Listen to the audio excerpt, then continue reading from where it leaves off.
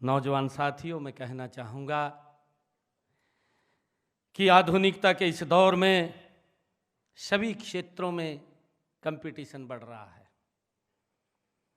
Competition के स्वयं हमने कहीं भी किसी को मात देनी है तो हमने अपना बेटर देना पड़ेगा। बेटर देंगे हम आगे बढ़ जाएंगे। मुझे ध्यान में आ रहा है इन्हीं 10 वर्षों के अंदर हमारे हरियाणा के अंदर किस प्रकार की स्थितियां थी।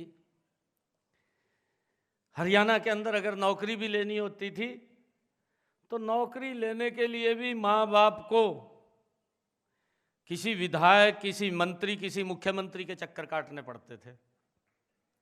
ना काटने पड़ते हो तो आप उस समय के दौर को ध्यान में करके सोचिए, जो वो समय था। और समय लंबा भी नहीं था, ये 2014 से पहले का समय था कि एक नौकरी लेने के लिए हमें विधायक के चक्कर काटने पड़ते थे, मंत्री के पास जाना पड़ता था या मुख्यमंत्री के चक्कर काटने पड़ते थे, तब जाकर के कहीं सोच सकता था माँ बाप कि मेरे बेटे को, बच्चे को, बच्ची को नौकरी लग जाएगी।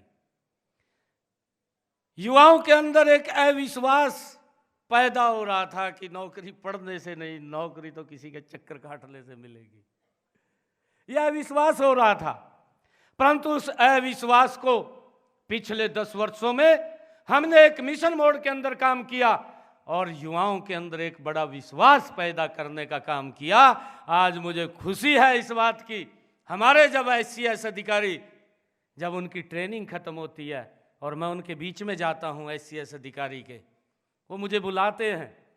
जब मैं उनके बीच में बात करने के लिए जाता हूं और परिचय होता है तो परिचय में एक बात वो बोलते हैं कि मैं एक गरीब परिवार की बेटी हूं और इस सरकार के कारण बिना पर्ची खर्ची के SCS अधिकारी लग गई हूं। ये विश्वास युवाओं के अंदर बड़ा है। और ये वैसे नहीं है, कहीं बोल देते हैं कि भाई इसमें क्या है, हमने तो मेहनत किया। भाई मेहनत किया, उसका फल लगना चाहिए, हम इसको बात को मानते हैं। अगर हमारा युवा मेहनत कर रहा है तो उस मेहनत को कौन नीचे करे, कौन उसको मेहनत को ग्रहण लगा दे। बच्चे की मेहनत को फल लगना चाहिए, उसका विश्वास बढ़ना चाहिए और विश्वास इन 10 वर्षों के अंदर बढ़ा है। मुझे ये खुशी है कि हमने 1,75,000 नौकरियां हरियाणा सरकार के अंदर बिना पर्ची, बिना खर्ची के हरियाणा के युवाओं को देने का काम हमारी सरकार ने किया। और हमने ये भी संकल्प लिया है आगे आने वाले समय के अंदर हमारी सरकार 2 लाख और नई नौकरियां बिना पर्ची खर्ची के हरियाणा के अंदर देने का काम हमारी सरकार करेगी। और मुझे ये भी खुशी है कि जब ये तीसरे टर्म की हमारी सरकार आई, इससे पहले किस प्रकार का वातावरण था, और ये इतिहास के अंदर पहली बार हुआ कि 25,000 युवाओं को हमने एक समय के अंदर हरियाणा में एक गरीब परिवार का बच्चा भी बिना पर्ची खर्ची के लगा है। मुझे इसकी बड़ी खुशी है। इसलिए मैं आपको मानसिक, शारीरिक तौर एवं नैतिक रूप से हमारा जो ध्येय है, आप सबको मजबूत बनाना है।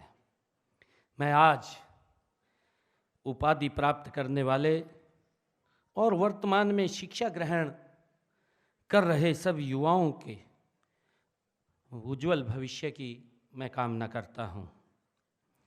और एक बात मुझे याद आ रही है, एस सोमनाथ जी हमारे बीच में बैठे हैं, जो इसरो के पूर्व अध्यक्ष हैं। इनसे हमें प्रेरणा मिलती है। ये हमारे भारत के वो आइकन हैं जिसने भारत के गौरव को ऊंचा किया है। मैं आप लोगों से कहना चाहूँगा, बनो सूरज, बनो सूरज, रोशनी खुद आएगी। बनो सूरज, रोशनी खुद आएगी। करो मेहनत, कामयाबी अपना सर झुका करके आएगी। आप सबका बहुत बहुत धन्यवाद। इन्हीं शब्दों के साथ जय हिंद, जय भारत, जय भारत माँ।